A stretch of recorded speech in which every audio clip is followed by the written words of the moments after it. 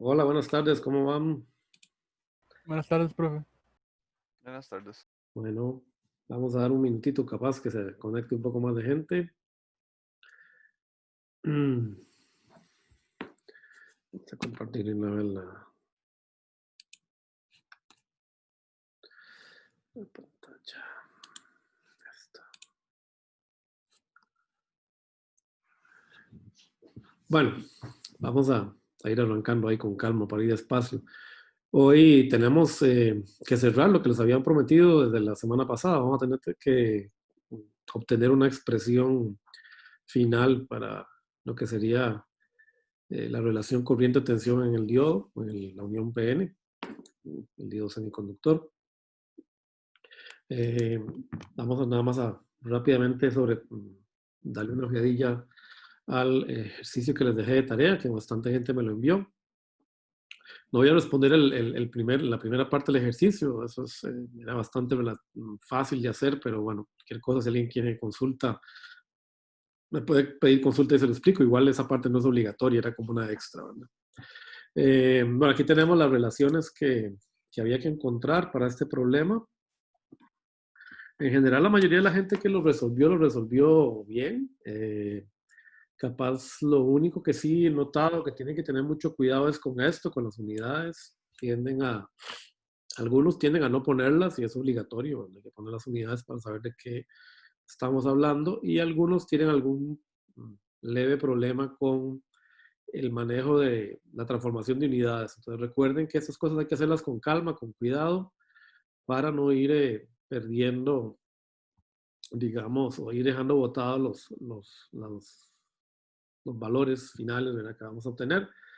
Bueno, este es el potencial interno que nosotros lo hemos llamado Phi-B. ¿Okay?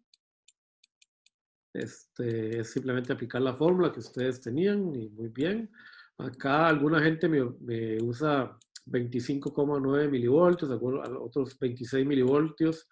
Cualquiera de esos valores es válido, ¿verdad? Para T300K, en realidad este es el valor un poco más exacto, pero 26 milivoltios es un redondeo correcto, así que no hay problema. Por ahí nada más que me lo indiquen cuál están usando cuando van a hacer una derivación. Y luego, pues, se utiliza la fórmula para calcular XN, tal cual fue derivada de las expresiones anteriores que teníamos, ¿verdad? Ok, acá está. Y esto me dice que mi XN, ¿verdad? O sea, la separación, digamos, del ancho de la zona de vaciamiento del lado N de mi material, recuerden que eso es lo que me da XN, es de 2,93 micrómetros. XP es aplicar simplemente la ley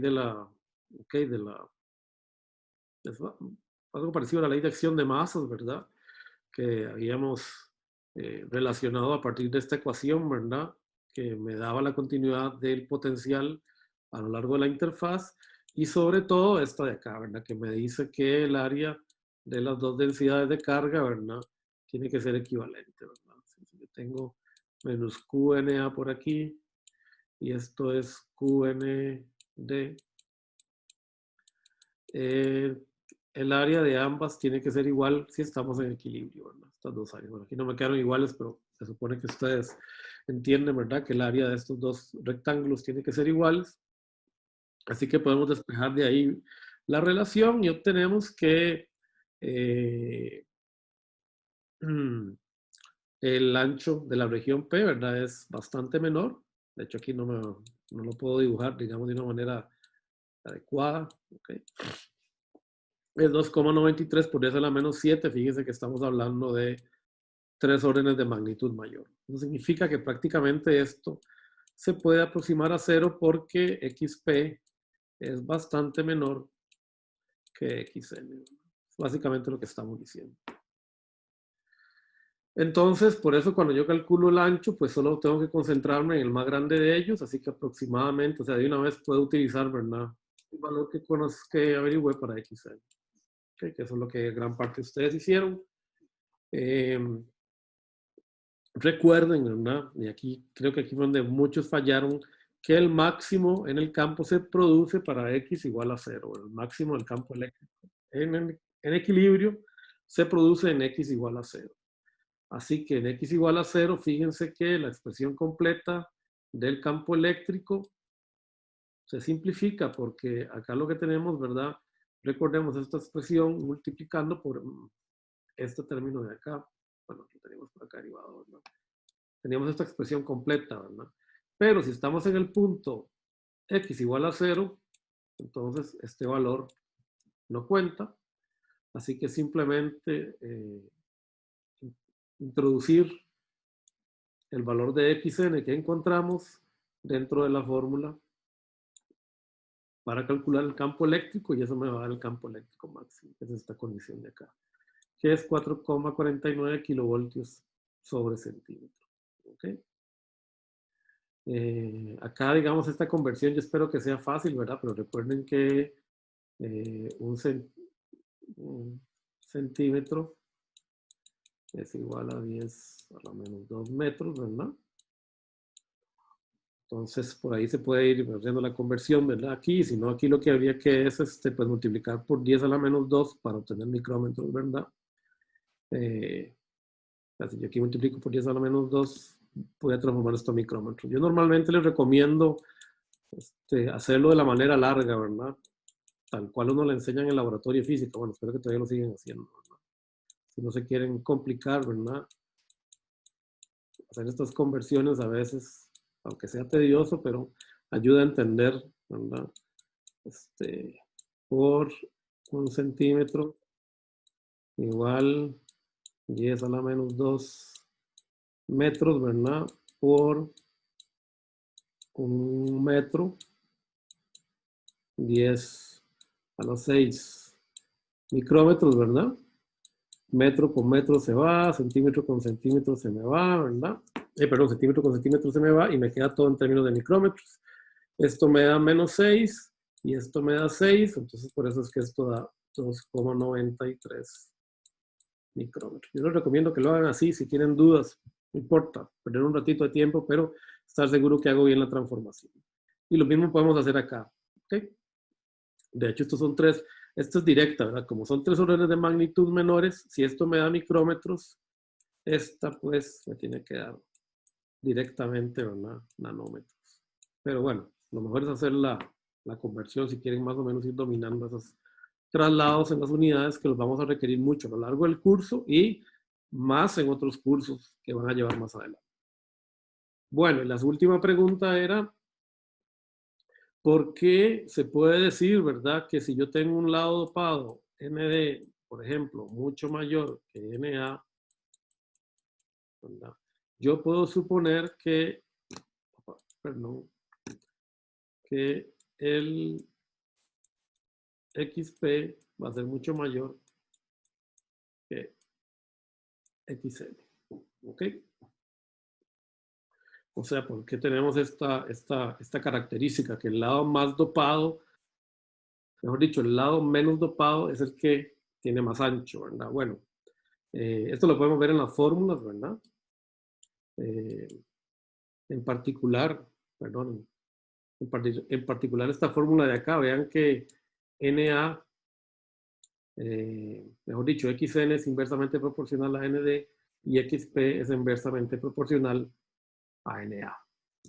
Pero si quisiéramos verlo de una manera intuitiva, que siempre es bueno verlo de una manera intuitiva, piensen en lo siguiente.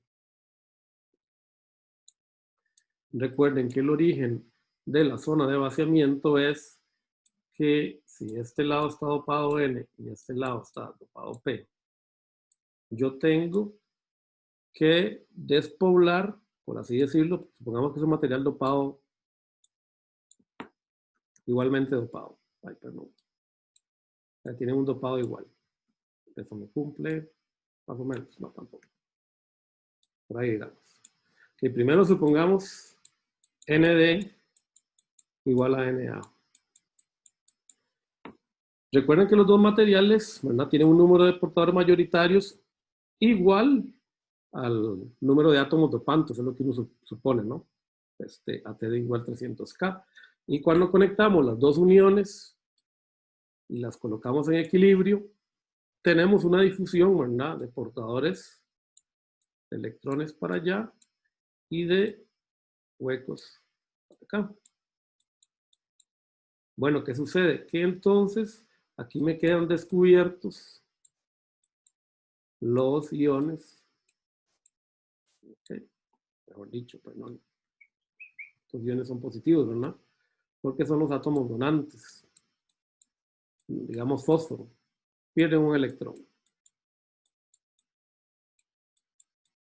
Y del otro lado me quedan, perdonen, los iones de los átomos aceptores, digamos boro, ¿verdad? Que perdieron un hueco, entonces quedaron ionizados negativos. Si el dopado es igual, me tienen que quedar el mismo número de átomos descubiertos, ¿verdad? A ambos lados, en teoría, ¿verdad? ¿Por qué? Porque, bueno, tiene que haber equilibrio electrostático. Recuerden que no hay corriente. Y las corrientes de difusión que se generan inicialmente son compensadas por el campo eléctrico que aparece, que corta esas corrientes de difusión. Ahora, ¿qué sucede si, vamos a evaluarlo cualitativamente? ¿Qué sucede si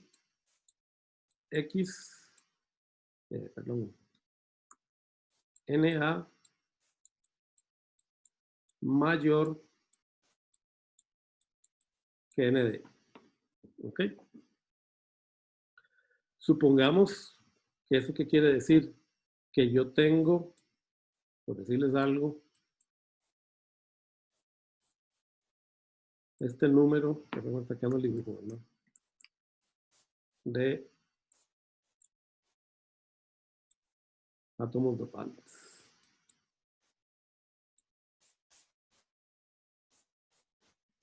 De este lado.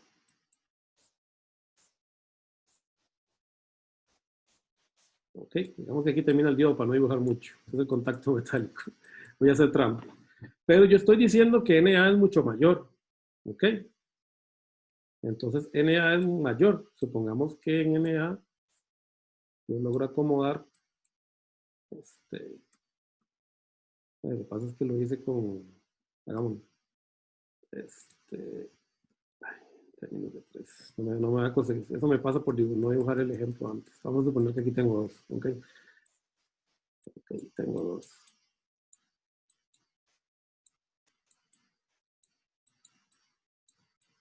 Okay. Tengo acomodados esta distribución. Y acá tengo 4. Esto está más dopado, ¿verdad? Tengo más átomos aceptores que donadores. Ok, ahí sigue, se repite para allá. Bueno, ¿qué sucede cuando yo conecto esto y lo cortocircuito? Cuando pego las dos uniones, esto es N y esto es P. ¿Se me va a generar la zona de vaciamiento? Sí, ¿verdad? Recordemos, los electrones se van a ir para allá y los huecos se van a ir para acá. ¿No es cierto? Se tiene que cumplir esto que yo dije, de que la carga electrostática tiene que compensarse a ambos lados. ¿Ustedes qué creen?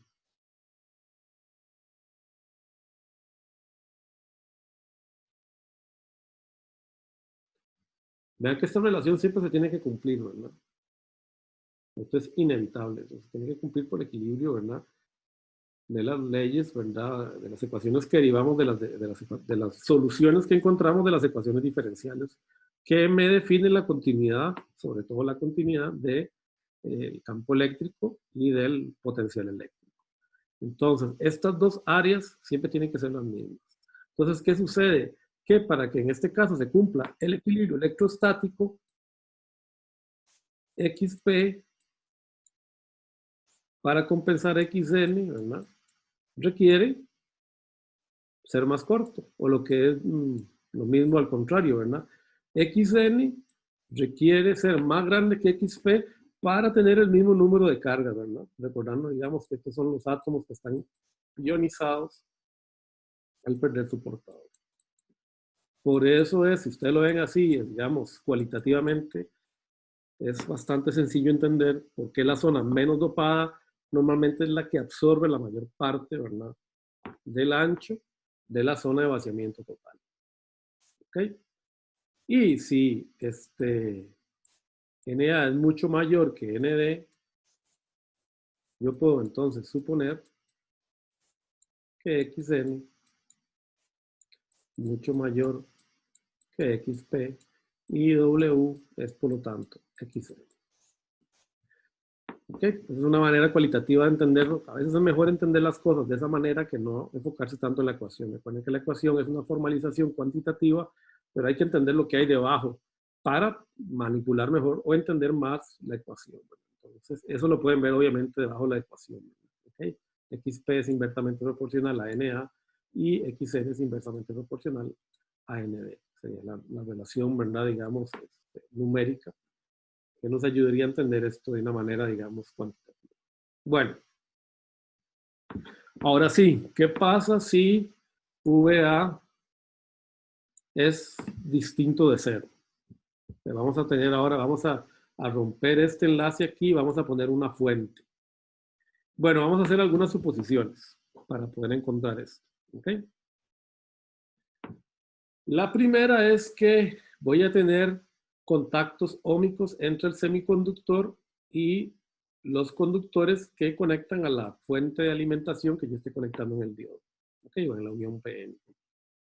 ¿Esto qué quiere decir? Bueno, que esto es un contacto resistivo, básicamente. O sea, que no se comporta de otra manera. Luego vamos a ver, por ahí la semana que viene, cuando hagamos el diode shot, que son unas 2 semanas, que eso no necesariamente se cumple cuando yo tengo una unión PN o una unión semiconductor metal.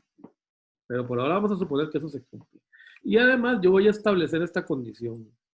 Esa resistencia es casi 0 a ambos lados del diodo. Lo segundo es decir que yo tengo inyección de bajo nivel a lo largo de toda esta región. Esta es una palabra muy bonita, muy de esas físicas, ¿verdad? Bueno, son términos muy elegantes en física. Básicamente lo que quieren decir es que la corriente es muy pequeña. Eso es lo que quiere decir eso. Una inyección de bajo nivel. Y es pequeña para ambos lados. ¿Eso qué quiere decir? Bueno, que si yo supongo una corriente que va en esa dirección, que va en esta dirección en la unión PN, yo puedo suponer que aquí la caída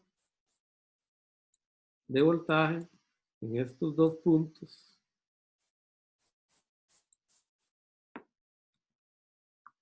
es 0. Y la caída de voltaje acá también es 0 en toda esta región. ¿Okay? Más o menos. ¿Okay? O sea que casi no cae voltaje entre este punto y este punto de acá. Lo que estoy diciendo.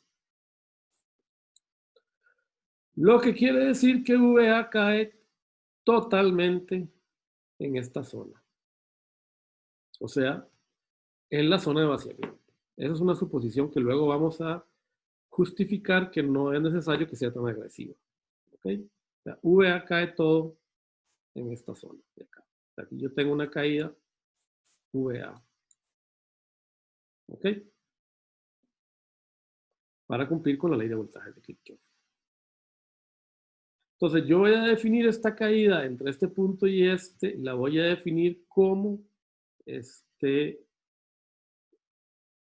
la caída en la juntura, lo que vamos a llamar phi J. ¿Okay? Ahí vamos a tener algo que se llama la caída phi J. Pero vamos a hacer primero un análisis pensando en lo siguiente. Vean que si yo tengo, por así decirlo, este nodo fijo, y fíjense que yo he supuesto que phi P es igual a 0, arbitrariamente supusimos, ¿verdad?, que phi P es igual a 0, pero recuerden que eso nada más colocar el phi P en un valor y calcular a partir de él, ¿verdad? ¿Ok? A partir de ese valor de referencia, que es lo que uno hace cuando tiene un nodo de referencia. Yo puedo suponer que si VA aumenta, si VA crece, ¿qué va a suceder? Bueno, si este nodo está fijo y VA es mayor que 0, phi n significa que está bajando. ¿Ok? ¿Por qué? Bueno, porque yo estoy diciendo que VA cae completo en esta región. ¿Ok? Entonces lo que yo estoy diciendo es que el voltaje o el potencial que hay en phi n tiene que caer con respecto al que hay en phi p.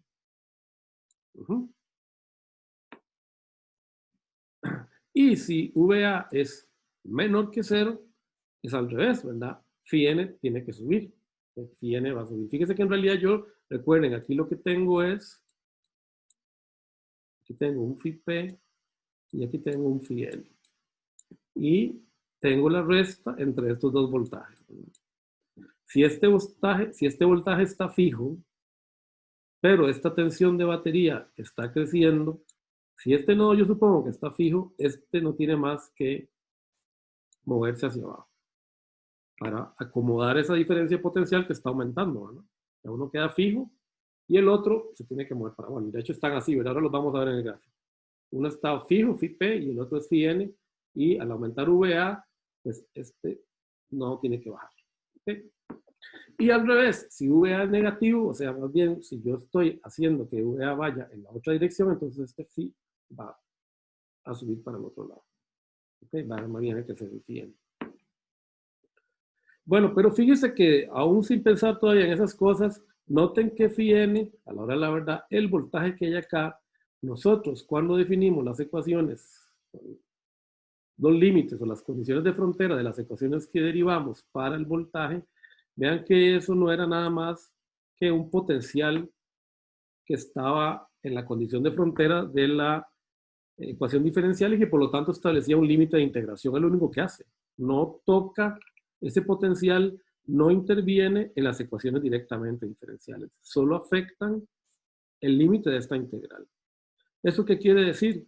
Que yo puedo entonces simplemente suponer que las ecuaciones que yo derivé, bueno, que nosotros derivamos para estas relaciones y también para las relaciones de voltaje y de campo eléctrico, se tienen que seguir cumpliendo.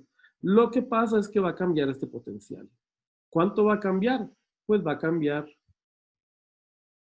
un phi b menos VA, porque lo que estoy haciendo es que estoy moviendo ese punto de referencia a la integración. Entonces no tengo que volver a hacer los cálculos de las integrales, resolver las integrales, simplemente ajusto ahora mis valores de xn y de xp como dependientes de VA y lo único que hago es establecer y meter esta resta ahí, en las expresiones que tenía antes dependientes de phi b. Y por lo tanto puedo definir ahora W, que va a ser igual a un WVA, como la resta de estas dos tensiones, y lo que me queda es exactamente la misma expresión que tenemos, multiplicada ahora por el potencial interno menos la tensión aplicada. Y lo que va a ocurrir es lo siguiente, lo que está sucediendo es que ahora xn y xp van a ser función de la tensión aplicada al diodo V sub A.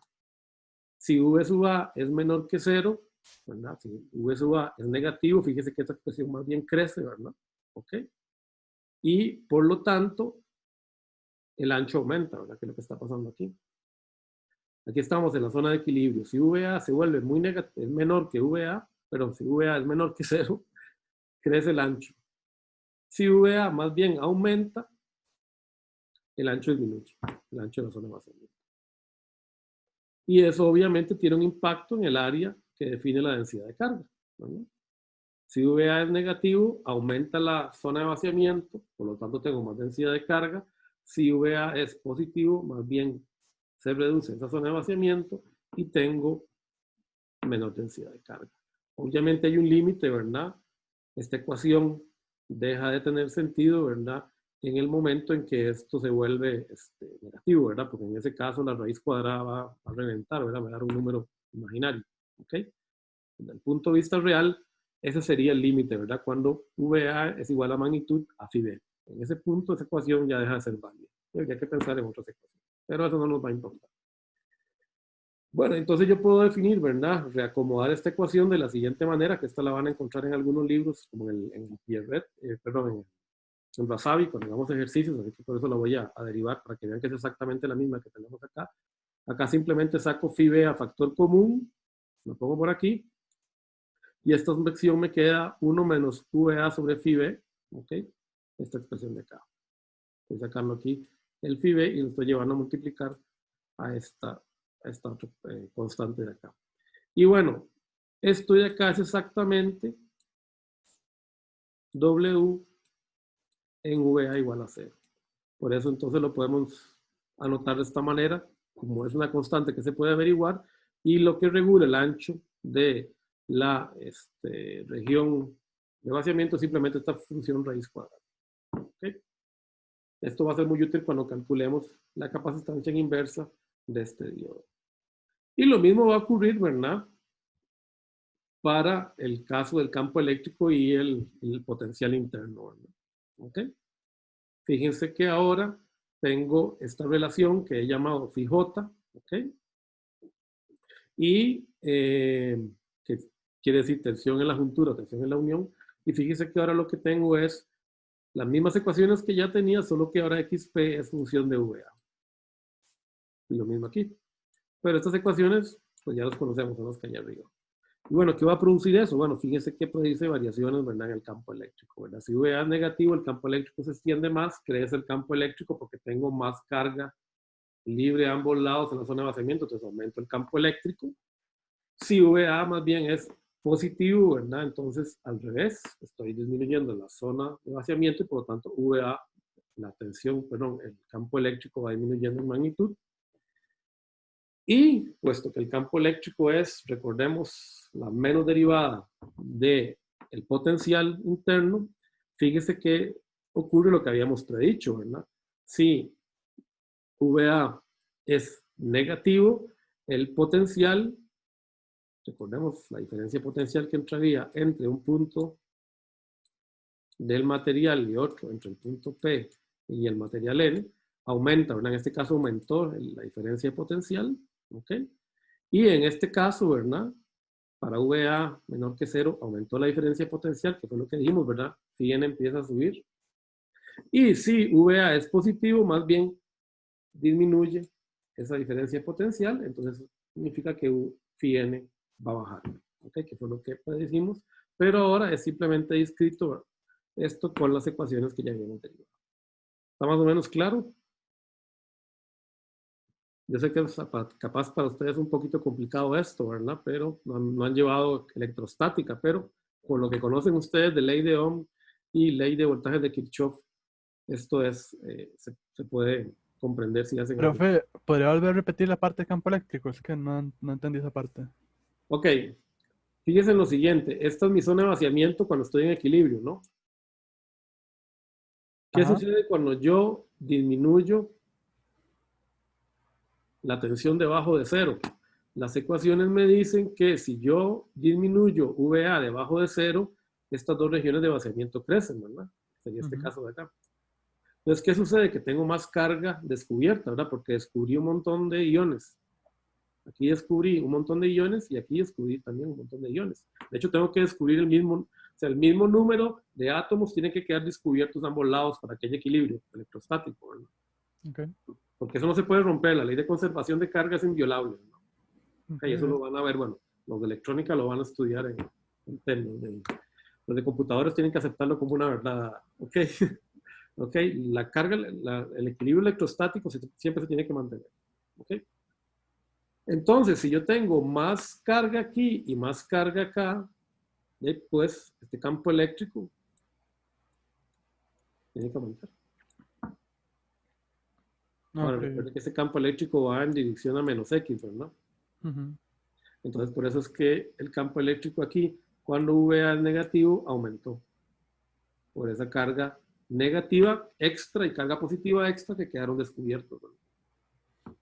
Okay. Muchas gracias, profe. Listo. Muy bien. Ahora, esto es opcional, pero eso es por aquello que si alguna vez se lo preguntan ustedes más adelante durante sus estudios, o si se pasan a microelectrónica, llevan un curso ya de avanzado de ¿qué sucede si R es distinto de 0 en los contactos? ¿Verdad? Podría parecer un problema. ¿Ok? Y de hecho es imposible, ¿verdad?, hacer que R0 sea igual, que R sea 0 en los contactos. Acá seguimos suponiendo baja inyección de carga. Eso se sigue suponiendo. Bueno, yo me puedo plantear una LVK a lo largo de todo el dispositivo, sabiendo que hay una caída de voltaje entre el metal y el semiconductor. Otra caída de voltaje entre la región P y la región N, y otra caída de voltaje entre el semiconductor y el metal. ¿Okay?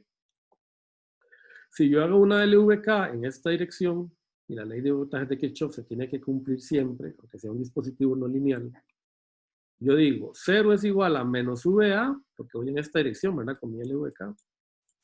0 es igual a menos VA más phi MP más phi PN más phi NM. Listo. La LVK que ustedes conocen de CC. Listo. Ahora, si VA es igual a 0, entonces yo puedo pasar este término a restar. Menos phi PN es igual a phi NP. ¿No es cierto? O sea, recuerden que aquí lo que yo estoy diciendo cuando tengo menos phi PN es menos phi P menos phi N. Y eso es igual a, bueno, yo estoy diciendo que esto es así, ¿verdad? Eso es igual a phi N menos phi P. Es mi definición, ¿verdad? De diferencia potencial. ¿De acuerdo? De CC. Entonces, esto de acá es lo que vamos a lo que habíamos descrito o definido como el potencial interno.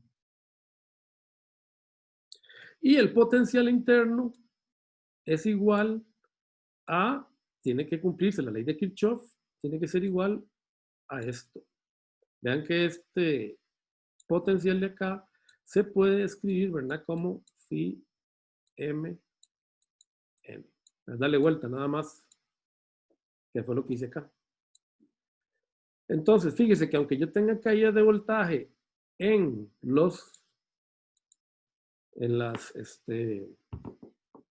estos extremos, en las uniones metal semiconductor, estas caídas no me van en realidad a afectar la definición que yo tengo del potencial interno. Por eso es que ustedes no pueden medir el potencial interno de un diodo con un tester. Ustedes agarran un tester y se lo ponen para medir voltaje y el voltaje les va a dar abierto. Bueno, no lo van a poder medir. ¿Okay? Por la caída de tensión que hay entre las interfaces, entre los contactos ómicos y el semiconductor. Entonces, no tengo problema. Muy bien. ¿Qué sucede, sin embargo, si VA es distinto de 0? Bueno, entonces esta relación, ¿verdad? Esta ecuación varía. Yo aquí le puse otro nombre a esta tensión porque yo puedo esperar que la tensión en la juntura sea distinta, ¿verdad? Entonces, esto sería phi' P. Si eso es así, aplico, ¿verdad? Aquí las resto, ¿verdad? Esto es más phi P menos phi NP, le doy vuelta, ¿verdad? Esta expresión menos phi N, pero esto de acá yo lo puedo definir como la caída de tensión en la juntura. ¿Ok? Menos phi NP va a ser igual a la caída de tensión en la juntura, que sigue siendo igual a estos dos términos restados, que son phi B menos VA. O sea que la definición sigue siendo válida, aunque yo no suponga que la resistencia es igual a 0. ¿Ok? Y eso es por el fenómeno de la caída de voltaje en los contactos ómicos. Lo único es que necesito que sean ómicos, que todavía no sabemos cómo hacerlo.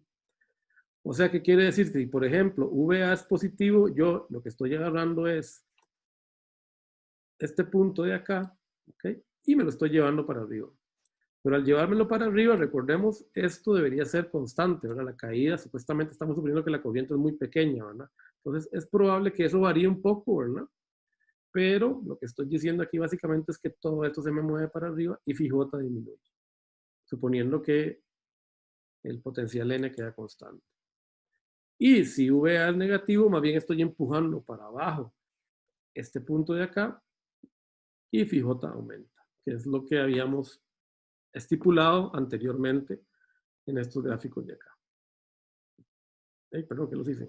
Ahora ya los vamos a ver. En estos, ¿verdad? Eso es lo mismo que habíamos estipulado ahí, ¿verdad? Cuando VA es negativo, phi j crece. Cuando VA es positivo, phi j disminuye. Y vean que eso se cumple acá también. ¿Ok? Esta parte, como les digo, no es obligatoria, nada más para explicar qué pasa si yo supongo que R es distinto de 0, pero ya que igual se cumplen las suposiciones que estamos haciendo. ¿Ok? Para que se queden tranquilos con la conciencia. Esto sigue funcionando aunque yo no tenga contactos ideales. ¿Ok? Entonces, vamos ahora a buscar una manera de poder relacionar la carga que yo tengo con esas tensiones, con esa tensión phi sub j que yo le estoy aplicando a la unión PN. ¿Ok? Vamos a seguir trabajando en equilibrio. ¿Ok? Recordemos, estamos todavía suponiendo primero que VA igual a 0. Bueno, esta es mi definición, ¿verdad? De phi B. Entonces, phi N menos phi P, ¿verdad? Se hace el potencial justo en las regiones donde finaliza la región de vaciamiento. Recuerden de nuevo que estamos utilizando la aproximación delta, ¿verdad? Estoy suponiendo que estos son rectángulos, o sea que el corte es abrupto. ¿Ok? Pero no, tengo que seguir respetando la ley de continuidad de voltaje, ¿verdad? Vea que el voltaje no puede sufrir discontinuidades en esos puntos. ¿Ok?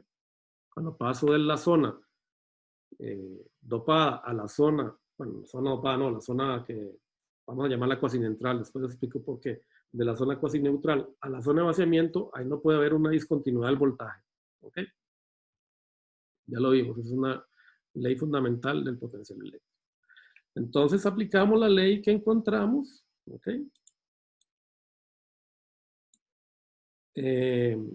Para derivar, para encontrar el potencial interno, ¿verdad? Que sería KTQ, logaritmo natural del número de portadores que hay en el punto XN sobre el número de portadores que hay en el punto menos XP. Bueno, recordamos que esto da, ¿verdad? Si te la habíamos encontrado, ¿verdad? En la clase pasada. ND NA sobre NI cuadrado, ¿verdad? Cuando aplicábamos la ley de acción de masa, ¿verdad? ¿Ok? Y vea que lo estamos calculando para los electrones.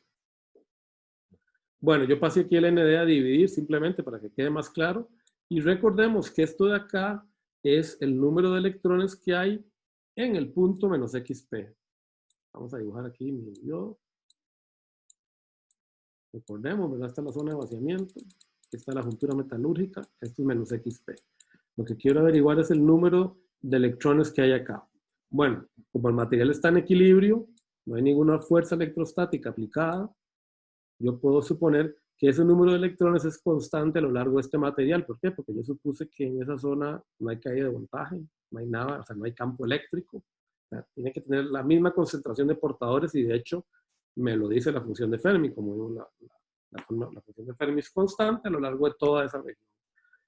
Entonces simplemente puedo llamar a esos portadores, los puedo llamar como N sub P para indicar que son los huecos que tengo en el lado P del material. ¿Ok? Y que sabemos son iguales a estos. Si yo despejo NP de esta expresión de acá, ¿verdad? Sabiendo que esto es NP, obtengo esta definición.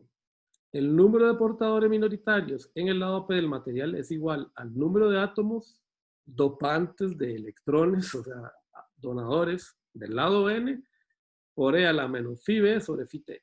Suena medio raro, ¿verdad? Pero después vamos a explicar por qué pasa eso. Y bueno, más o menos, hay gente que todavía no puede explicar. Bueno, de hecho yo nunca he escuchado una muy buena explicación cualitativa de por qué esto se cumple, la ley de la juntura.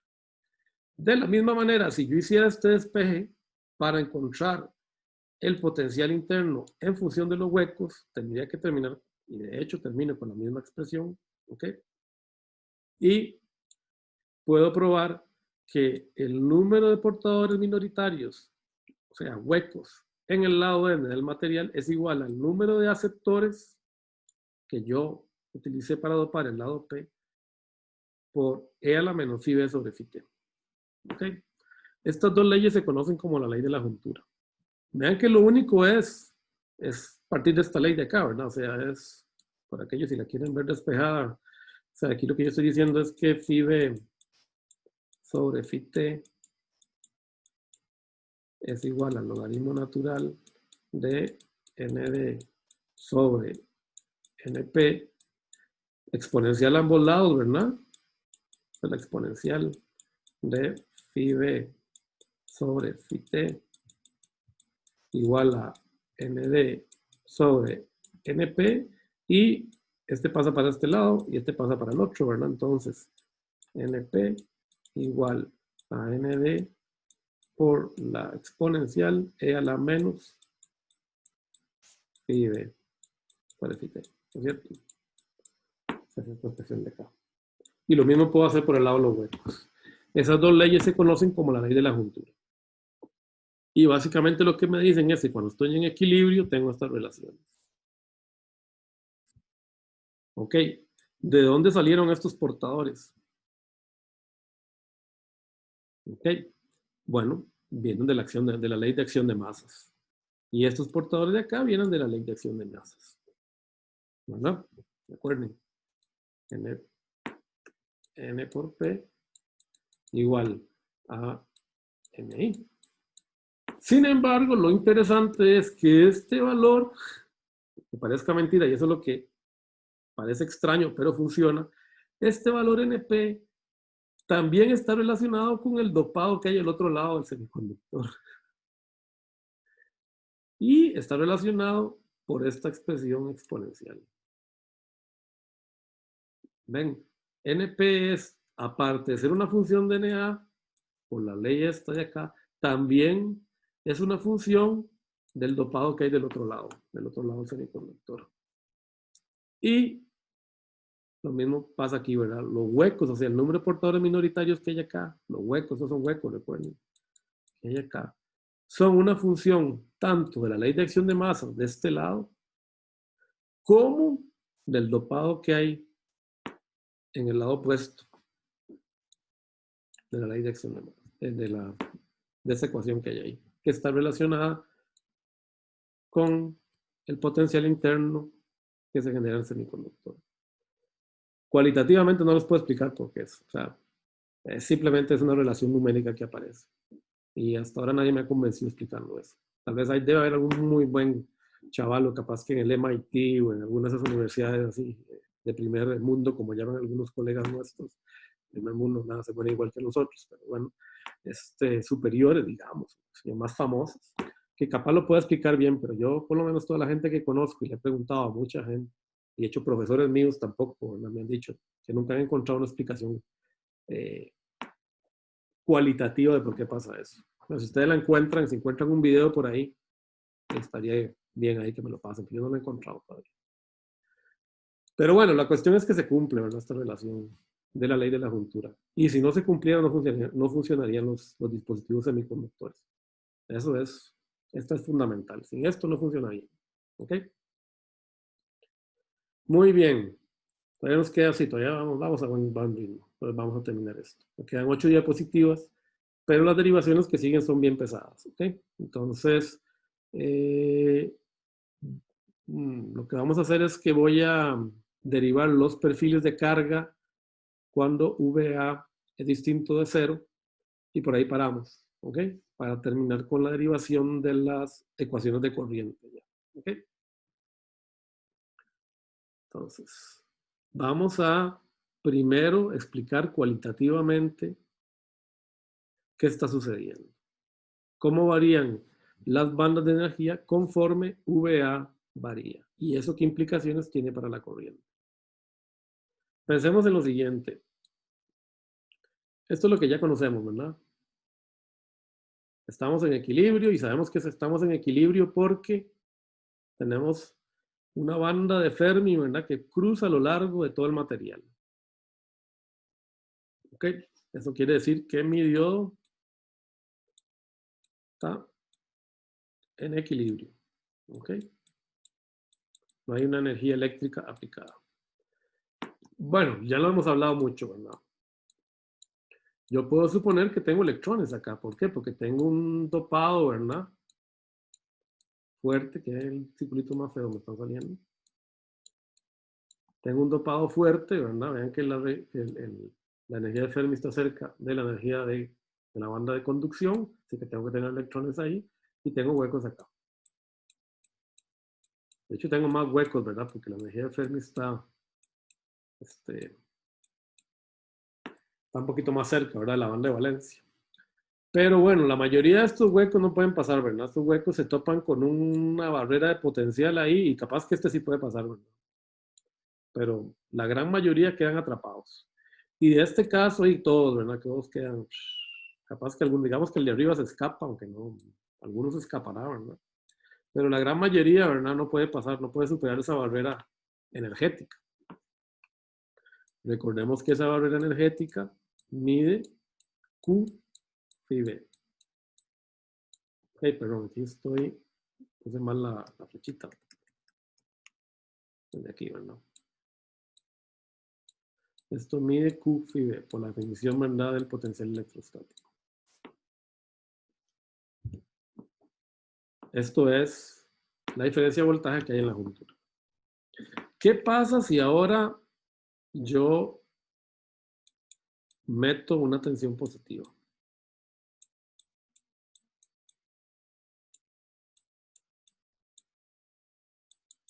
Bueno, lo primero que ustedes me pueden decir, ¿verdad? Y tendrían toda la razón, es, profe, tiene que desaparecer la energía de Fermi, porque usted dijo que la energía de Fermi solo es válida cuando el material está en equilibrio, ¿no es cierto? Ok. Bueno, pero aquí son de esos trucos que los físicos utilizan, ¿verdad? Para poder explicar por qué las cosas ocurren, ¿verdad? Lo cual no quiere decir que muchas veces en realidad lo que ellos dicen sea cierto, pero ayuda a explicarlo. Y por eso uno siempre tiene que dudar de los físicos, ¿verdad? Los ingenieros siempre dudamos de los físicos, porque a la verdad muchas veces los ingenieros hacemos funcionar las cosas antes de que los físicos sepan explicar por qué funcionan. Y no muchas veces, eso es el 99,9% de las veces, aunque no le guste a los físicos. Yo no sé si hay alguien de ustedes estudiando física, lo siento, pero es una realidad. ¿Okay? Podemos hablar del transistor, del rayo láser y un montón de cosas. Siempre han sido primero los ingenieros los que han hecho funcionar las cosas. Ok, entonces los físicos explican esto de esta manera. Como yo supongo que esta región es, lo que tengo es baja inyección, ¿verdad? Recuerden que lo que yo supuse es que aquí la corriente era muy pequeña. Yo estoy suponiendo que entonces en estas dos regiones, aquí mira, puse N, ¿verdad? En estas dos regiones, lejos de la zona de vaciamiento, estoy suponiendo que el campo eléctrico era ¿cuánto? ¿Quién me dice cuánto suponía que era el campo eléctrico? Lejos de la zona de vaciamiento, 0. Exacto, muy bien. El campo eléctrico en esas dos regiones, ¿verdad? Tiene que ser igual a 0. Exacto, estamos despiertos. O sea, excepto en la zona de vaciamiento, no, ¿verdad? Pero en lo que se conoce, bueno, lo que vamos a llamar las zonas cuasi neutrales, el campo eléctrico es igual a 0. Y por eso se les dice zonas cuasi neutrales, porque en principio ahí no hay caída de voltaje y el campo eléctrico es igual a 0. Si el campo eléctrico es igual a 0, yo puedo suponer, y eso es lo que los físicos, ¿verdad? Cuando se sacan el as bajo la manga, yo puedo suponer que en realidad este material, perdón, cuando yo aumento esto, esta región de acá es como si fuera un material en equilibrio. Ya que estoy aquí, esta es aquí tendríamos XP menos XP y aquí tendríamos XN, ¿verdad? Y aquí por aquí andaría el 0. Bueno, notan la trampa, ¿verdad? Entonces están diciendo, no, pero en estas regiones yo puedo suponer que el material, ahí como no está sufriendo ninguna variación por campo eléctrico y las bandas de energía supuestamente no están dobladas, yo estas dos regiones las llamo cuasi neutrales. Bueno, es una trampa, ¿verdad? Pero bueno, funciona. Y como son cuasi neutrales, yo puedo suponer que tengo cuasi energías de Fermi, que a la hora la verdad es como decir, si es, yo sé que no es una energía de Fermi, pero la voy a tratar como si fuera una energía de Fermi. Eso es lo que significa cuasi o casi. Es una manera elegante de decir casi, ¿verdad? Entonces, por eso es que aquí aparece este P chiquitito acá, ¿verdad? Y este FN, bueno, aquí me lo taché, ¿verdad? FN. Porque fíjense que eso sí, ya no están alineados, ¿verdad? Ya no están alineados. Pero de acá para allá y de XN para allá, yo puedo suponer que tengo una energía de Fermi constante que voy a llamar, bueno, que voy a llamar cuasi energía de Fermi. ¿Ok? Bueno, si eso es así, eso está bueno porque significa que puedo seguir usando las expresiones que conocemos. ¿Ok? Si no, hubiera sido un problema. Pero aquí lo importante es lo siguiente. Fíjese que esta distancia no varió. O sea que aquí tengo el mismo número de electrones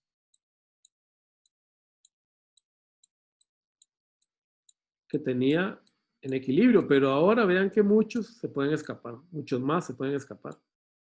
Bueno, aquí lo dejo muy abajo, pero los que son rechazados son menos. Y lo mismo pasa con los huecos. O sea que cuando yo aumenté VA, doblé la banda, de manera que disminuí la barrera de potencial emergente. Recuerden que habíamos definido este potencial de acá es Q phi J, que sería igual a Q phi B menos, bueno, aquí le estamos dando, bueno, sí, pero lo estamos viendo para arriba, VA. Como VA es positivo, esta diferencia de voltaje se hizo más pequeña y el phi J se encogió y por lo tanto los electrones pueden pasar para la izquierda y los huecos para la derecha. O sea, tengo aquí, en este momento, yo puedo decir que la corriente es distinta de cero. ¿Esa corriente de qué es? ¿Es de arrastre o es de difusión? ¿Qué creen ustedes?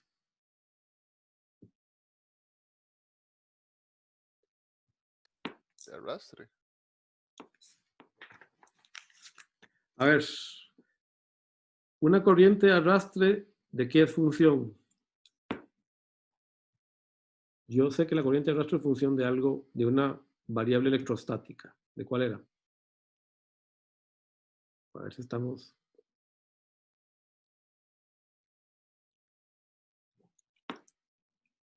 ¿Quién me dice cuál era la expresión general de una corriente de arrastre? Digamos para los electrones.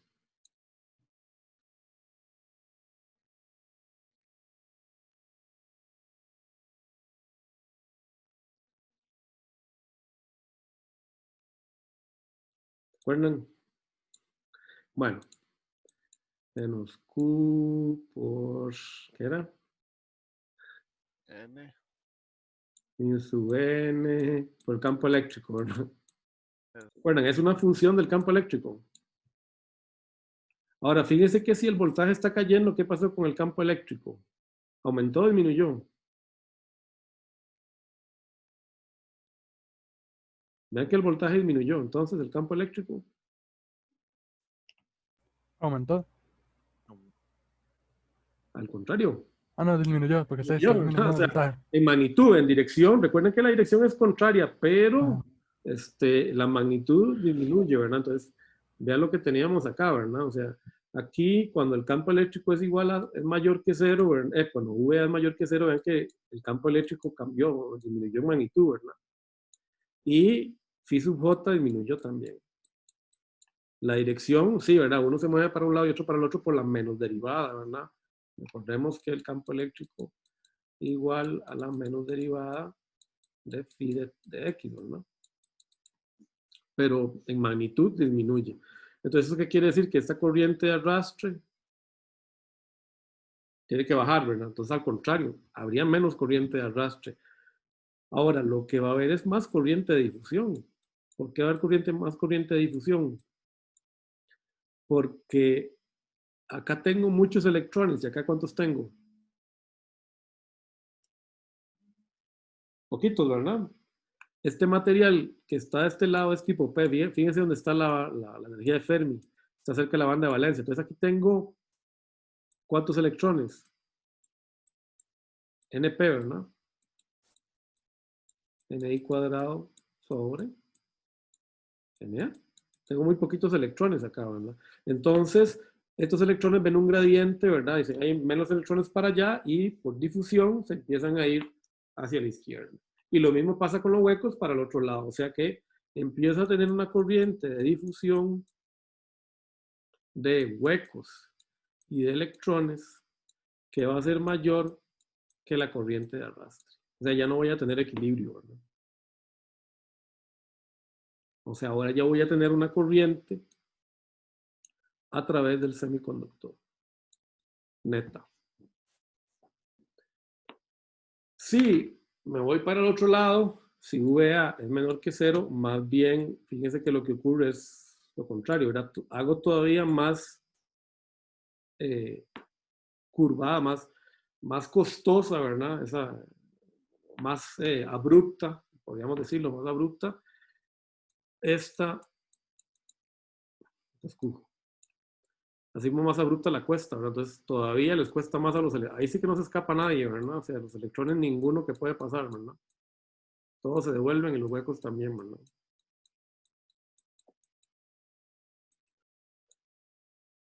Cuando VA es negativo. Entonces tengo dos condiciones. Una que se llama polarización directa, cuando VA es mayor que 0, y otra que se conoce como polarización inversa, cuando VA es menor que 0. Y en esta yo voy a suponer que la corriente es distinta de 0. En esta de acá. En esta todavía tenemos que ver cuánto vale. Pero en esa yo puedo suponer que es distinta de 0 por la visualización de los campos. ¿Ok?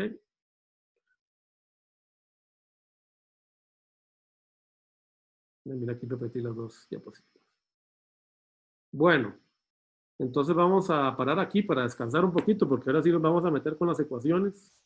Nos vemos en unos 5 o 6 minutos, digamos digamos un poquito más, porque lo que viene es bastante pesado. Nos vemos a las 4 y 5, ¿les parece? Ok, Dale, profe. nos vemos en unos Bye, profe. 5 minutos. Chao.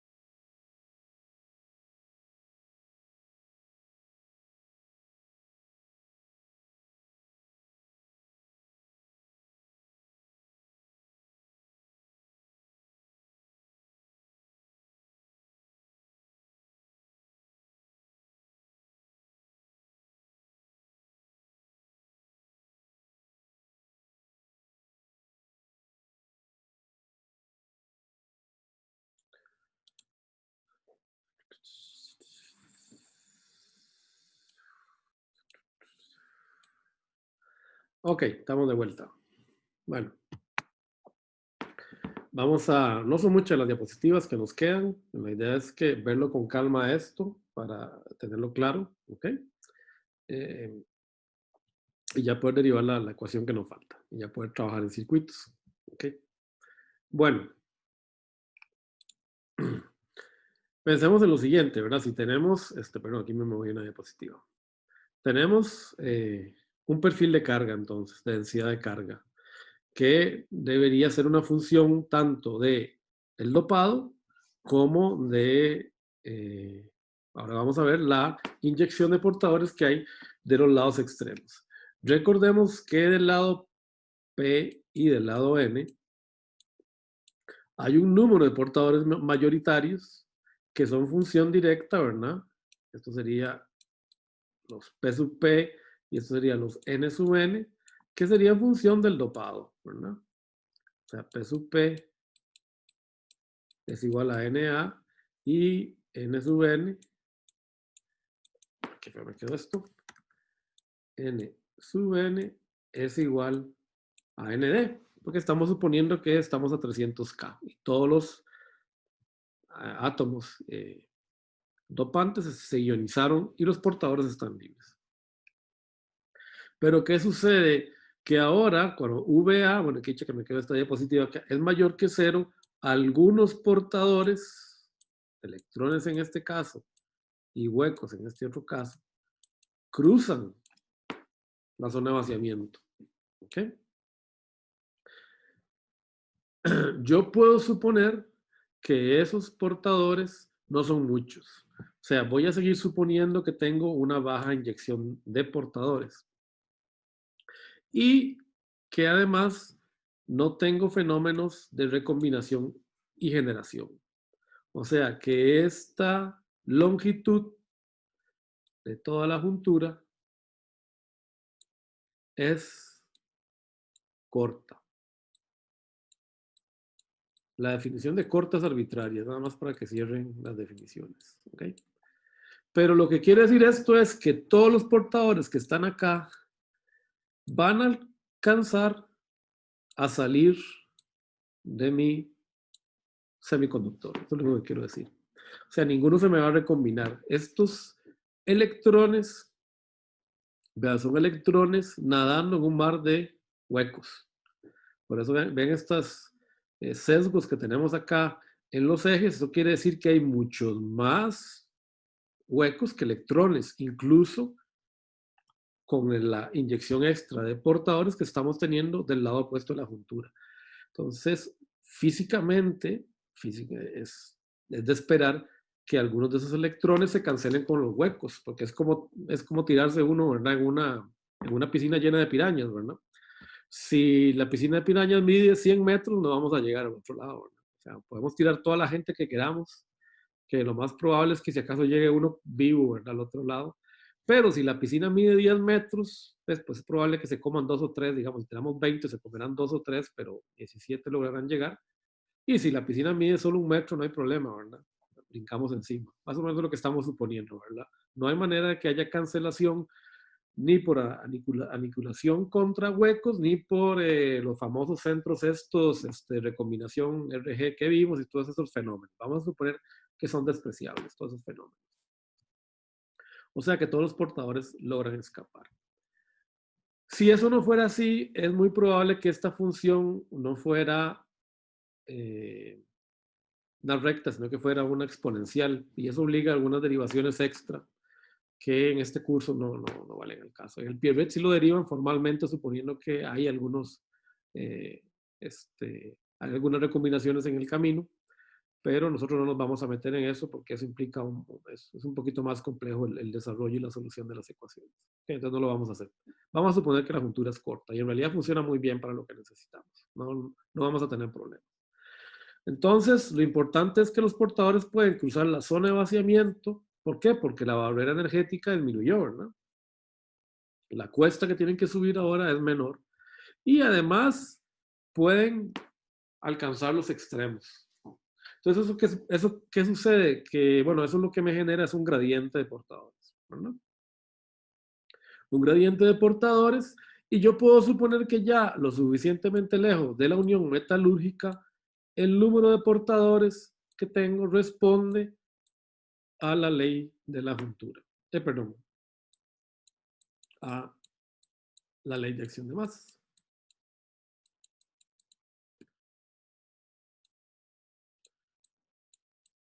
Ahí yo puedo suponer que esto responde a la ley de acción de masas.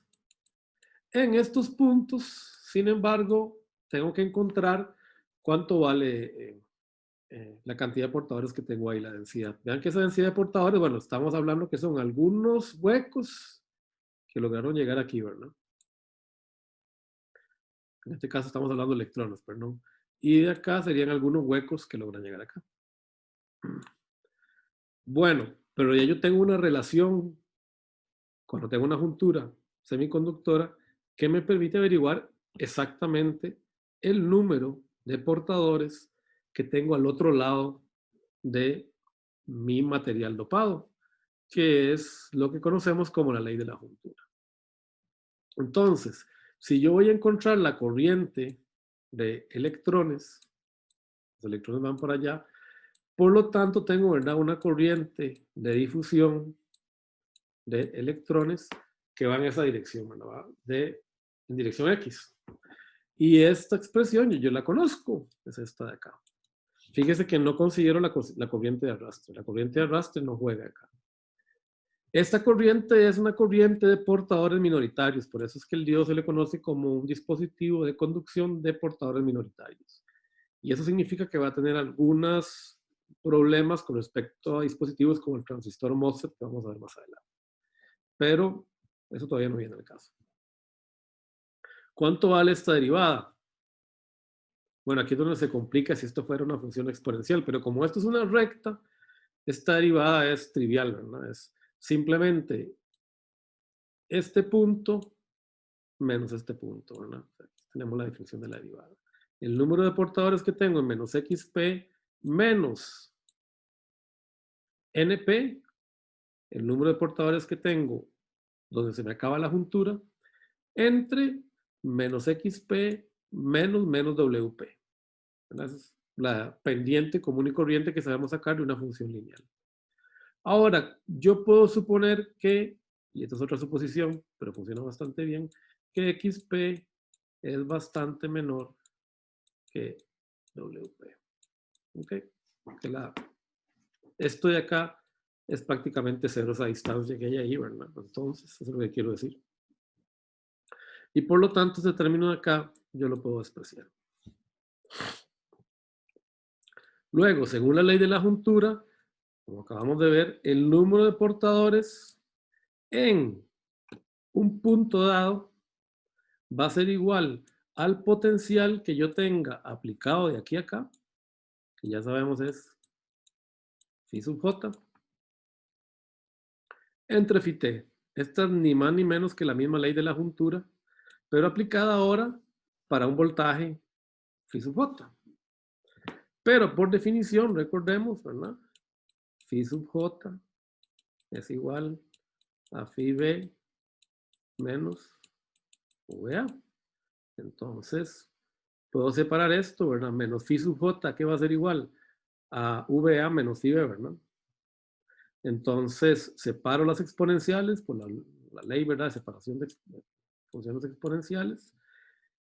Y esto de acá, ya lo conocemos, esta es la ley de la juntura cuando estamos en equilibrio, ¿verdad? Esto es igual a NP. Entonces, todo este término de acá yo lo puedo sustituir como NP E a la VA sobre phi t. Y esto de acá, ¿a qué va a ser igual? Bueno, aquí yo puedo suponer, ¿verdad?, que NP ya no es función de nadie, ¿verdad? Es simplemente función de la dirección de masas. Así que a esto yo lo puedo llamar NP, tal cual lo defino con la dirección de masas. Y por lo tanto, puedo sacar a factor común este valor NP. ¿Ok?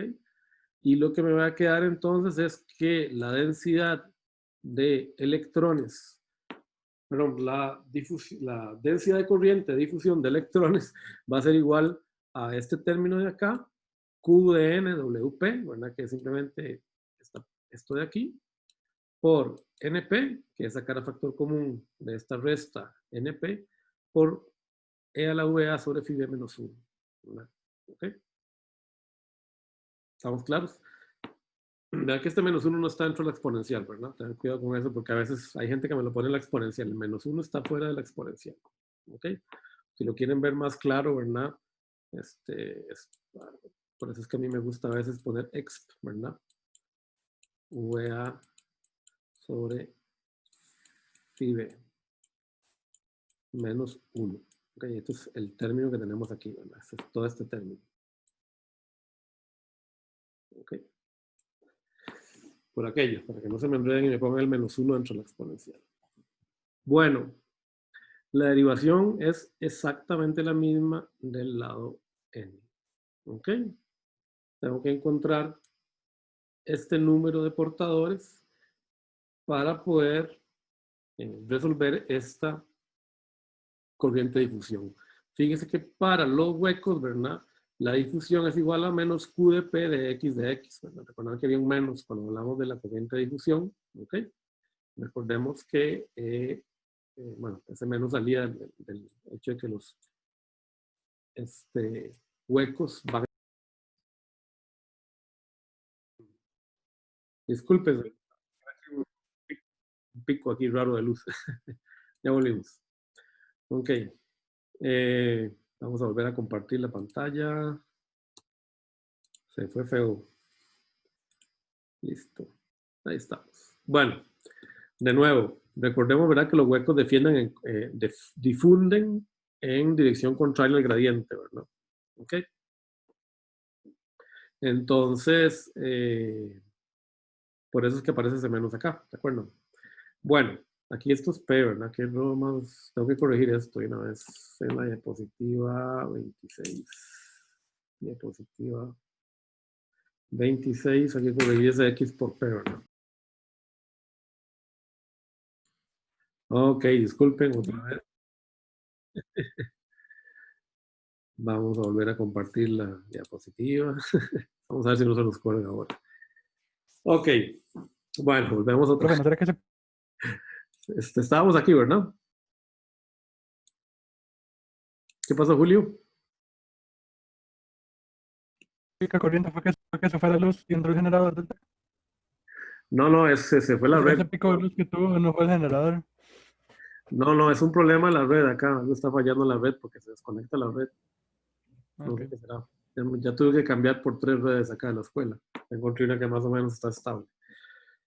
Ok, vamos a ver si terminamos. Nos falta poquito. Bueno, tenemos que sacar la densidad de difusión de huecos, ¿ok? Que es igual a menos Q de P de X, ¿ok? Bueno, y de nuevo, ¿verdad? Hay que sacar esta pendiente, ¿verdad? Que sería PNWN menos PNXN entre WN menos XN, ¿verdad? De nuevo, podemos suponer que esto es 0, ¿verdad? Podemos suponer que XN mucho menor que WN. Y aplicamos otra ley, la ley igual, la misma procedimiento. Aplicamos la ley de la juntura, ¿verdad? Para encontrar los portadores acá. Reagrupando, sabemos que esto de acá es P sub n, por la ley de la juntura cuando estamos en equilibrio. Por lo tanto, esta expresión la puedo sustituir acá. Y aquí este valor, perdón, la puedo sustituir aquí, ¿verdad? En este valor de acá. Y esto de acá, recordemos, es P sub n. ¿Ok? Por la ley de acción de masas.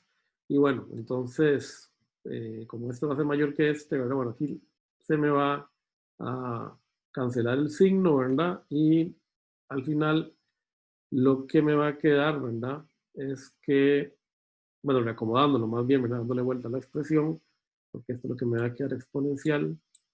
Me va a quedar menos P sub n a la VA sobre t. Reacomodando entonces el signo, ¿verdad? me queda una expresión similar a la anterior. Donde eso sí, el componente que multiplica ahora a esta expresión, a esta resta entre una exponencial y menos 1, es el coeficiente de difusividad de los huecos, la cantidad de portadores huecos en el lado n y el ancho de la región. Bueno, entonces ya puedo encontrar la corriente total de mi dispositivo. La corriente total de mi dispositivo va a ser igual a multiplicar la densidad total de corriente que tengo en el diodo por el área transversal del diodo, nada más, ¿verdad? Entonces, es tomar de todos estos valores, ¿verdad? Este Q está mal acá, ¿verdad? No sé por qué eso está aquí. Perdonen. Ok. Se tachen ese Q, tengo que corregir la diapositiva 27. Sacar el Q. Sacar el Q. Ok. Y en la 26, que era lo que tenía que hacer, yo no me acuerdo, no lo apunté.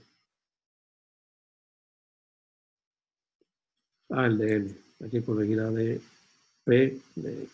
Listo. Ok, entonces ahí corrigen ese error, ¿verdad? Que se me fue. Este Q no va, ¿verdad? No tiene sentido, es el Q cuadrado. Ok, entonces Q está dentro de estas expresiones. Puedo sacar entonces el Q a factor común y ahora sí, aquí se hay un error otro, ¿verdad? Entonces tengo que corregir todo esto, ¿verdad? Saqué el factor común Q, ¿verdad? Porque es en la carga, es el valor de carga unitaria, 1,6 por 10 a la menos 19 por el área de mi diodo, y sumo los dos valores que tengo para cada una de las dos corrientes, ¿verdad? Está el coeficiente de la densidad de corriente de huecos y este es el coeficiente de la densidad de... Ay, mira, qué mal que estoy. Perdón, tengo que corregir todo esto, ¿verdad? NP. Y esto es N. Tengo que arreglar toda la diapositiva. Lo voy a escribir acá para que les quede bien, ¿verdad? Para que no se vayan con todas esas correcciones. Y D va a ser igual entonces a Q por A por la expresión coeficiente de difusividad de los huecos por el número de, básicamente esto de aquí, ¿verdad?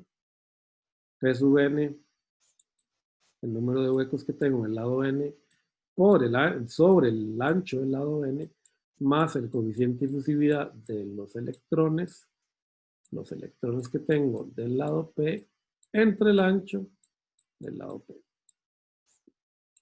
Y esto por la exponencial de VA sobre phi b menos 1. Tal vez pongamos esto entre paréntesis para que no se enrede. Ahí. ¿Está bien? Bueno, esto de acá recibe el nombre de IS, corriente de saturación en reversa. Ok, ya vamos a ver por qué se llama así. O sea, yo puedo generalmente agrupar esto en un solo término. Vean que este término está compuesto de puras constantes, ¿verdad? Entonces, este término está definido por la manera en que yo fabriqué el dispositivo. Depende solo de cómo yo fabriqué el dispositivo. Ahora, si hay un lado que está más dopado que el otro, uno de estos términos va a dominar. ¿Okay? Pero vamos a dejar eso por ahora, sí. Después lo veremos la clase que viene para cuando hagamos algunos ejemplos. ¿Okay? Vamos a ver lo que sucede. Pero bueno, normalmente lo que uno espera que domine es el lado más largo, ¿verdad? ¿Okay? Vamos a ver. Ya lo vamos a ver. Bueno, entonces esta expresión, como ustedes se dan cuenta, es una exponencial y esta exponencial tiene esta forma. ¿Ok?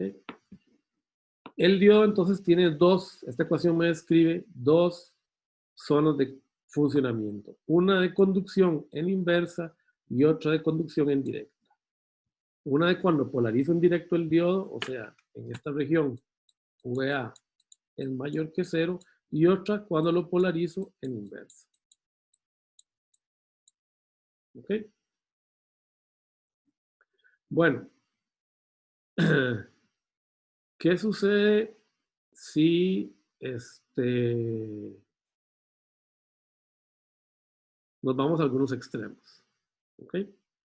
Aquí tenemos mi diodo con la tensión conectada entre ánodo y cátodo. Normalmente el ánodo es ¿verdad? Esto es lo que se conoce como el ánodo y esto es el cátodo. ¿Okay? terminología antigua de tubos al vacío que todavía se sigue usando. Okay, el ánodo siempre es el positivo y el cátodo es el negativo. Si VA es menor o igual que menos 4 φT, o sea, estamos en este punto, ya en el punto negativo de la curva, para allá. Y yo tengo ID igual a IS por la exponencial de menos 4 φT sobre φT, menos 1. Vean que este término aquí se me va, ¿verdad? El φT con el φT se me cancela, entonces lo que me queda es E a la menos 4. Y E a la menos 4 ya es prácticamente 0. Entonces, normalmente uno ya puede aproximar en esa condición a la corriente del diodo como una constante, que por eso se le conoce como corriente de saturación en reversa. La corriente satura en inversa. Cuando VA es menor que 0, o sea, tengo el diodo polarizado en inversa de esta manera, lo tengo al revés, ¿verdad? Le puse el más en el cátodo y el menos en el ánodo. Tengo una corriente que es constante. Se llama I sub S, corriente de saturación en reversa. De ahí viene el nombre. En realidad vamos a ver que esa corriente, lo vamos a explicar cualitativamente la semana que viene, esa corriente es un poco mayor. Porque recuerden que despreciamos los fenómenos de recombinación y generación. ¿Okay? En principio, esta función sigue hasta el infinito, hasta allá, ¿verdad? Con una corriente muy pequeña, aunque tarde o temprano vamos a ver que esto se rompe. Pero esto va a ser a tensiones mucho más altas que esto. Eso lo vamos a ver en la clase. Entonces, por ahora vamos a suponer que esto no ocurre. Que este diodo sigue para allá, para siempre, infinito, ¿verdad? Con una corriente. ¿Qué sucede para el otro lado? Bueno, si VA es mayor a 2 o 3 veces phi B, ¿ok? ¿Qué sucede? Que este término de acá ya se vuelve bastante grande. O sea, si VA es 3 phi B, por ejemplo, esto es E a la 3. Y E a la 3 es aproximadamente 20. O sea, ya 20 es bastante mayor que 1. Entonces, normalmente para esas condiciones, uno se acuerda de esta ecuación, desprecia el 1 menos 1. ¿Por qué? Porque es muy chiquitito. Que más o menos ya cuando uno está en esta región de acá. Por ahí. ¿Cómo vamos a ver? Generalmente nosotros vamos a utilizar el diodo o aquí o acá.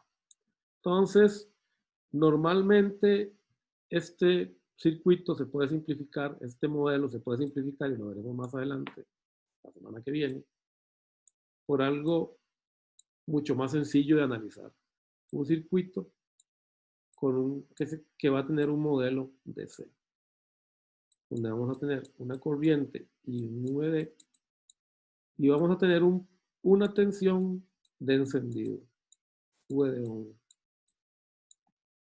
Y VD on es aproximadamente, en realidad es ligeramente mayor que phi B. Realmente se le meten algunos milivoltios más para asegurar que está conduciendo bien el diodo. Y a partir de ahí, yo puedo suponer que mi diodo es equivalente a un cortocircuito. Bueno, este modelo lo vamos a ver con más calma en la clase que viene. ¿Okay? Es el modelo en DC que se utiliza cuando uno en realidad no necesita mucha matemática para encontrar la solución de un circuito. Vean que esta exponencial crece rápidamente, ¿verdad? Por eso es que uno puede aproximar, ¿verdad? Ese circuito, que en realidad esa función, que en realidad tiene una forma como así, ¿verdad? Uno la puede aproximar por esto, sin temor a equivocarse. Si VD es bastante grande, bastante mayor. Si esto es válido, ¿verdad? Si VD bastante mayor que VD. De hecho, esto va a actuar como lo que se conoce como un limitador. Bueno, vamos a ver. Ahora, ¿qué pasa para el otro lado? Bueno, para el otro lado, vean que si yo más bien polarizo en inversa este diodo, pues yo puedo suponer, ¿verdad? Que mi diodo en inversa, ¿verdad? Cuando yo lo tengo polarizado en inversa, tiene, perdón, una corriente Que creo que dibuje eso, ¿no? La polarización inversa. Yo puedo suponer que tenemos una corriente IS. Pero para todos los efectos, esa corriente IS normalmente se desprecia. Es igual a 0. O sea que cuando yo lo tengo polarizado en inversa, el diodo actúa como un abierto. Entonces tengo un dispositivo, ahora sí, que puedo apagar y encender en función de la tensión en sus bornes, pero lo puedo convertir en una especie de corto o en una especie de abierto. Y eso va a ser muy práctico para construir circuitos electrónicos. Bueno, para terminar la clase de hoy, fíjense que yo no resolví los dos casos de una vez, ¿verdad? Bueno, en realidad generalmente se resuelve así en todos los libros. Pero podríamos explicar, considerar, bueno, pero ¿qué pasa en inversa realmente? Porque yo puedo suponer que esa corriente es tan pequeña. Esta sería la última diapositiva de hoy. Bueno, noten lo siguiente, ¿verdad? De la derivación anterior que hicimos, ¿verdad? Yo sé que la cantidad de portadores en justo el punto menos XP está dado por la ley, ¿verdad? De la juntura, ¿verdad? Tal cual la encontramos aquí, ¿verdad? Esta ecuación que tenemos acá, ¿verdad? Derivamos esto, aplicando la ley de la juntura, ¿verdad? NP en menos XP es igual a NP a la VA phi T. ¿Qué sucede si VA es menor que menos 4 phi T? Bueno, si esto es menos 4 phi T, significa que todo este término, ¿verdad? Si VA es igual a menos 4 phi T, aquí lo que voy a tener es E a la menos 4 phi T sobre phi T. Y eso es un número muy pequeño, casi 0. Si ese número es muy pequeño, significa que yo puedo suponer que el número de portadores minoritarios en esa región, cuando estoy en polarización inversa, cae, ¿verdad?, a 0. Y lo mismo va a ocurrir acá, se hace más o menos el mismo análisis. Entonces, por eso es que típicamente yo tiendo a pensar que en esta condición la corriente de polarización en inversa es igual a 0. Va a ser, en todo caso, mucho menor que la corriente de polarización en directa. Y eso lo podemos visualizar para terminar la clase simplemente viendo acá, ¿verdad? Recordando el diagrama de bandas, ¿verdad? Ahora sí que es muy difícil que pase corriente, ¿verdad? En directa. Y la corriente en inversa que puede pasar es muy escasa. ¿Por qué? Porque lo que tenemos son algunos portadores minoritarios que hay ahí, ¿verdad? Pero esos portadores minoritarios cada vez tienen que atravesar una zona de vaciamiento mayor. Entonces es muy difícil que esos portadores minoritarios se vayan para allá. Algunos se miran, pero es muy difícil, ¿verdad? Tienen que atravesar una zona de vaciamiento muy grande. Por eso es que por eso es que se genera este perfil de carga aquí, ¿verdad? Son muy poquitos los portadores que hay acá, ¿verdad? Recordemos que aquí tenemos ND portadores y acá tenemos NA portadores. Son muy poquitos los portadores que realmente logran cruzar acá, ¿verdad? Son muy pocos. Y también esos que cruzan acá son muy pocos. Por eso es que yo supongo que esa corriente es 0 para todos los efectos prácticos. Bueno, ahora, ¿qué sucede si yo tengo un material que está dopado de manera no muy constante, perdón, dopado de manera irregular? Ok, vamos a hacer este análisis acá.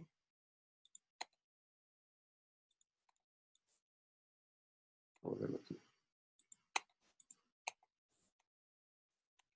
Voy a suponer, ¿verdad?, que voy a dopar mucho más el lado P que el lado N.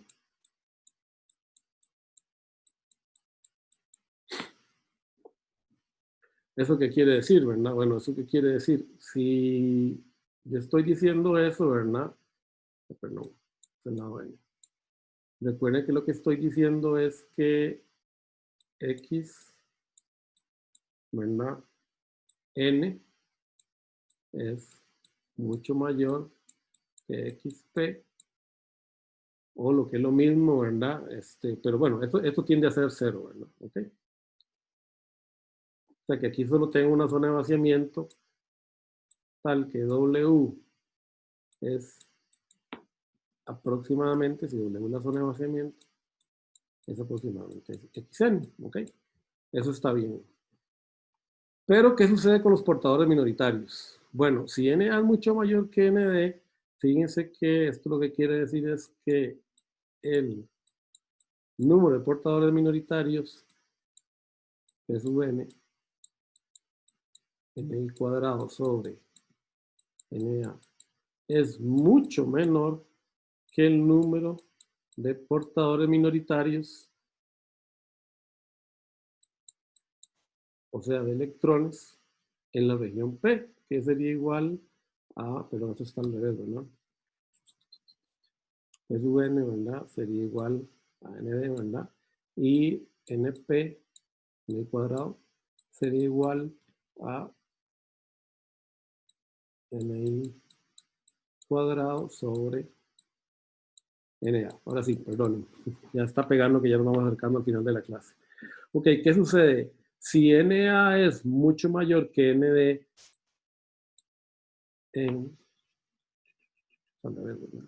este número es mucho más pequeño, ¿verdad? De la derecha, ¿verdad? O sea, yo puedo decir que el número de portadores minoritarios P sub N es mucho mayor que el número de portadores minoritarios NP. ¿Ok? ¿Por qué? Por la relación inversa que tenemos en el número de portadores minoritarios, ¿verdad? ND es mucho más pequeño que NA, o sea, este número de acá es mucho más pequeño que este de acá, y por lo tanto yo puedo suponer, ¿verdad? En ese caso, ¿verdad? Que este término, el término que está acá, esta está mala, ¿verdad? Esta ecuación, recuerden, que este término de acá es despreciable. Y en ese caso yo puedo suponer que ID, ¿verdad? Es simplemente Q por A por dp P sub N, pero lo vacilón es que queda dividiendo sobre el ancho de la región N. Nada más, ¿verdad? El ancho de toda la región N. Y normalmente, como vamos, típicamente, en los diodos, generalmente un lado va a estar más tapado que el otro. Eso es una regla fundamental, porque generalmente uno quiere un portador dominante. Eso es como la característica fundamental. Lo mismo se puede hacer, ¿verdad? Al revés, y yo supongo que N es mucho mayor que N. En ese caso, si ND mucho mayor que NA, entonces ID, ¿verdad? Va a ser más bien una función de los electrones, ¿verdad? Sobre WP, solo que dividiendo sobre WP. Okay. Generalmente alguno de los dos casos funciona. Ahora, en la vida real, ustedes como diseñadores no se van a preocupar por eso, porque todo este parámetro que está acá, todo este parámetro, se lo van a dar ustedes en la hoja de datos. Se les van a dar IS. ¿Cómo se generó ese IS? No es problema de ustedes. Bueno, pues obviamente como este es un curso de dispositivos, haremos algún ejercicio de estos en el examen, no va a quedar otra, ¿verdad? Ustedes van a tener que calcular eso. Pero ya en los cursos de, digamos, donde ustedes vayan a hacer circuitos, ya eso no nos va a importar, porque el IS siempre nos es dado por el fabricante. ¿Está bien? Bueno, ¿hay alguna pregunta? Hoy fue muy densa la clase, yo estoy consciente de eso. Tengo que pegarme una buena estudiada, pero antes de preguntar algo. Sí, denle una leída, ¿verdad? En todo caso, la idea es que hagamos algunos ejercicios, ¿verdad? Para que ustedes se aflojen con esto. Pero ya con esto, digamos, ya por las próximas semanas va a bajar un poquito, ¿verdad? Los conceptos de electrostáticos. Nada más nos queda ver algo de capacitancias, ¿okay? Que eso lo vamos a derivar fácilmente en función de los anchos que ya definimos, ¿verdad? Porque ya vimos que la zona de vaciamiento pues hace que el diodo se comporte como una capacitancia. Eso va a ser fácil de sacar. Nos queda ver la capacitancia de difusión, pero eso también va a ser relativamente rápido. Y ya vamos a hacer circuitos. ¿Ok? Profe, Sí, Justin. ¿para cuándo está el primer examen? ¿Para qué fecha? Ay, vamos a ver, buena pregunta. Todavía es que el problema es que no los hemos validado porque hasta hoy, en la mañana, nos llegó el correo de cuándo se van a hacer los exámenes de matemática y de física. Entonces, nosotros no podemos hacer los exámenes por el hecho de que solo puede haber un examen, ¿verdad?, por día. Estábamos un poquito, ¿verdad? Vamos a ver. Estamos un poquito indecisos todavía, pero les puedo decir aproximadamente cuándo va a ser. Aquí tengo el cronograma, lo que pasa es que no encuentro el correo. Okay. Yo creo que ya la semana que viene lo publicamos. Bueno, en principio, el primer examen está para el 19 de octubre, en la semana, del 19 al 23. Y la primera tarea está para la semana del 5 al 9, esa es fijo. O sea, yo la semana que viene ya les entrego la primera tarea. Pero el examen, como les digo, en principio el primer examen está definido para el 19 de octubre y entre el 19 y el 23 de octubre. Esperen, la semana que viene ya les confirmamos eso para que ustedes tengan la ventana de tiempo necesaria para estudiar. Y la idea es que el primer examen va a cubrir todo esto que hemos visto y el diodo. ¿Okay? Ok, profe, gracias. Entonces, ya les prometo que la semana que viene, más tardar el lunes, pues tenemos definido, ¿verdad?, las fechas exactas. ¿Está bien? Bueno, gente, si no hay ninguna consulta más, hasta aquí llegamos hoy. Profe, ¿esa tarea es para evaluación alternativa o es para todos? No, la tarea es para todo el mundo. Ok, está bien, gracias. Esa es la tarea ya general, ¿verdad? Para los que no están en evaluación alternativa. Estamos. Gracias, profe. Bueno, gente, hasta luego. Que les vaya muy bien. Bueno, profe. Nos vemos.